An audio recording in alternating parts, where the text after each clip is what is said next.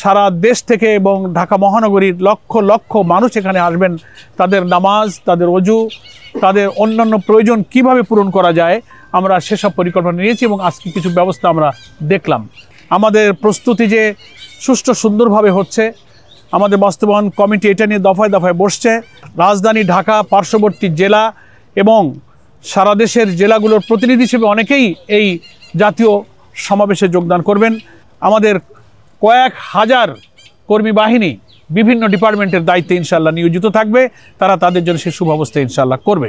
চারিদিক থেকে 19শে জুলাই ঢাকা চলো এই আওয়াজ তুলে এই জাতীয় মহাসমাবেশ সফল করার জন্য রাজধানীর ঐতিহাসিক সোহরাওয়ার্দী উদ্যানের সমবেত হওয়ার জন্য আজকে এই সোহরাওয়ার্দী উদ্যান থেকেই আমি দেশবাসীর কাছে উদাত্ত আহ্বান জানাচ্ছি।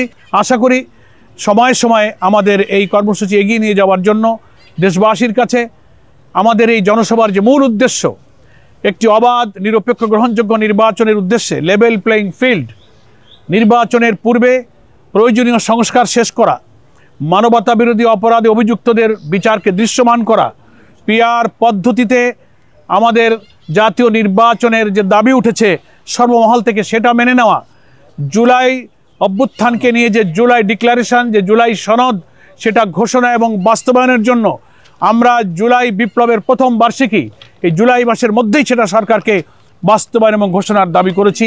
সেই দাবি এই ময়দানের জনসভা থেকে উত্থিত হবে। আমরা জাতীয় নির্বাচনের আগে স্থানীয় নির্বাচনের দাবি আমরা করেছি।